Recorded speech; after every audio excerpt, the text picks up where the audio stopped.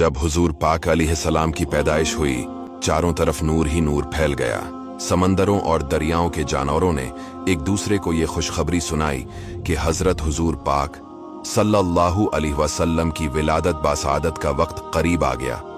हजरत बीबी आमना रदियल्लाहु ताला अन्हा फरमाती है कि मैंने देखा कि मेरे जिस्म से एक ऐसा नूर निकला जिससे शाम के महल्लात रोशन हो गए। मैं घर में हर तरफ नूर ही नूर महसूस कर रही थी और सितारे करीब से करीब तर हो रहे थे, यहाँ तक कि मुझे गुमान हुआ कि ये मेरे ऊपर गिर पड़ेंगे। आमिना रादियल्लाहु ताला अन्हा फरमाती है कि मैंने देखा कि आप रेशम के सब्ज कपड़े में लपेटे हुए हैं और इस कपड़े से पानी टपक रहा है और कोई मुनादी ऐलान कर रहा है कि वाह वाह, क्या खूब मोहम्मद सल्लल्लाहु अलैहि वसल्लम को तमाम दुनिया पर कब्जा दिया गया है। अब मैंने चेहरे अनवर को देखा तो 14वें के चांद की तरह चमक रहा था और बदन से पाकीज़ा मुश्क की खुशबू आ रही थी।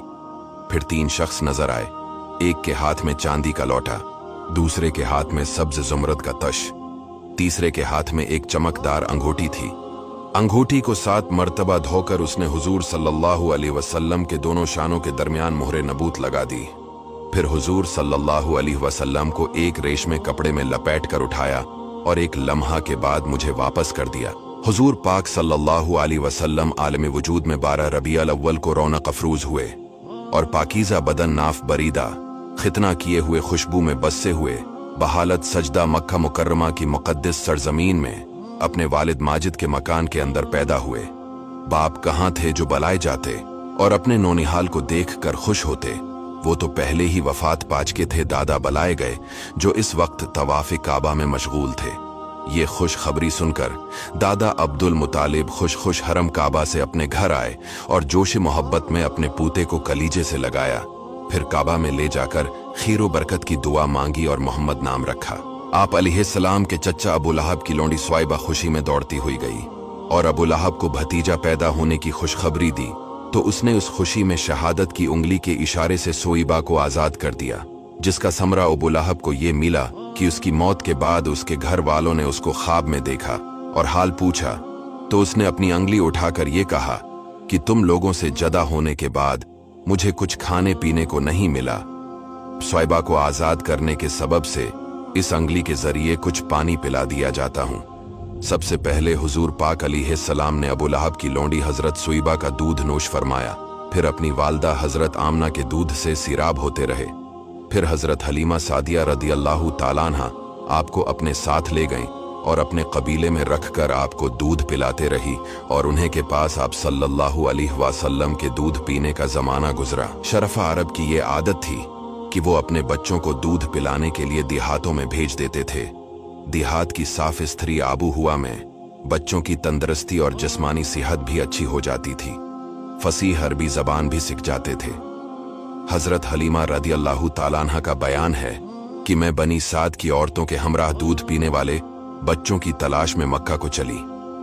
इस साल अरब में बहुत सख्त काल पड़ा हुआ था।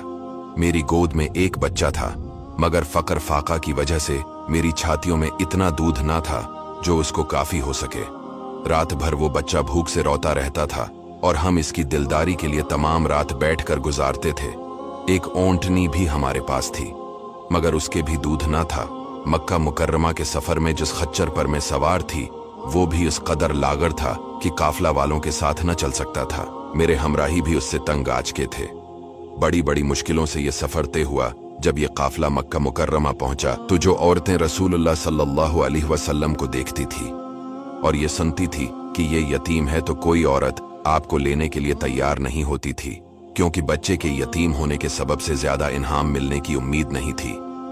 हजरत हलीमा सादिया रदियल्लाहु ताला अन्हा ने अपने शौहर से कहा, ये तो अच्छा नहीं होता कि मैं खाली हाथ वापस जाऊं, इससे बेहतर तो यही है कि मैं इस यतीम को ही ले चलूं। शौहर ने इसको मंजूर कर लिया और हजरत हलीमा रदियल्लाहु ताला अन्हा इस दर यतीम को ले आई। हजरत हलीमा की सोई हुई किस्मत बीदार हो गई और तमाम आलमों के सरदार इनकी आगोश में आ गए। अपने खीमा में लाकर जब दूध पिलाने बैठे तो बारानी रहमत की तरह बरकात नबूत का ज़ुहूर शुरू हो गया। खुदा की शान देखिए कि हजरत हलीमा रदियल्लाहु ताला अन्हा के मुबारक पस्तान में इस कदर दूध उतरा कि रहमत आलम सल्लल्लाहु अलैहि वसल्लम ने भी और उनके रजाई भाई ने भी खूब शक्मसीर होकर दूध पिया और दोनों आराम से सो गए।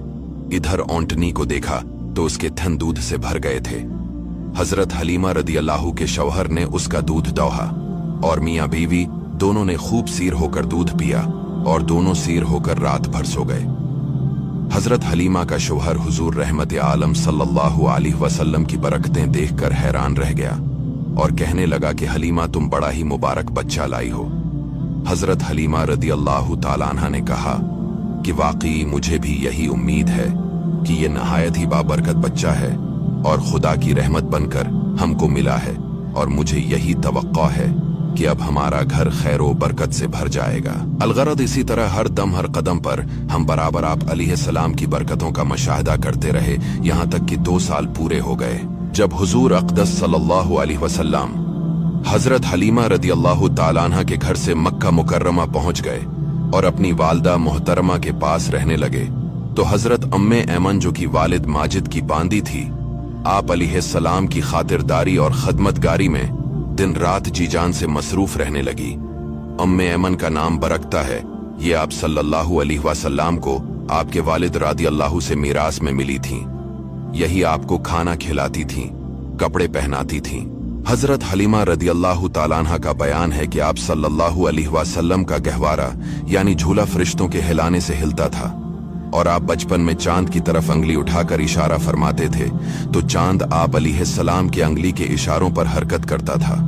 हुजूर अलैहिस्सलाम की उम्र शरीफ जब 6 बरस की हो गई तो आपके वालदा बीबी आमना रदियल्लाहु ताला अन्हा आपको साथ लेकर मदीना आपके दादा के नानहियाल रिश्तेदारों की मुलाकात या अपने शौहर की कब्र की जियारत के लिए तशरीफ ले गए। हुजूर अलैहिस्सलाम के वालिद की बांदी अम्मे ऐमन भी इस सफर में आपके साथ थी। वहां से वापसी पर अबू अनामी गांव में हजरत आमना रदियल्लाहु ताला अन्हा की वफात हो गई और वो वहीं मदफून हो गई।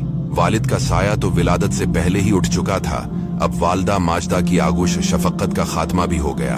हजरत बीबी आमना की वफात के बाद हजरत अम्मे ऐमन आपको मक्का मुकर्रमा लाएं और आपके दादा अब्दुल मुतालिब के सुपुर्द किया, और दादा ने आपको अपने आगोश तरबियत में इंतहाई शफकत और मोहब्बत के साथ परवरिश किया, और हजरत अम्मे ऐमन आपकी खिदमत करती रहीं। जब आपकी उम्र शरीफ 8 बरस की हो गई तो आपके दादा अब्दुल मुतालिब का भी इंतकाल हो गया। अब्दुल मुतालिब की वफात के बाद आपके चचा अबू तालिब ने आपको अपनी आगोश तरबियत में ले लिया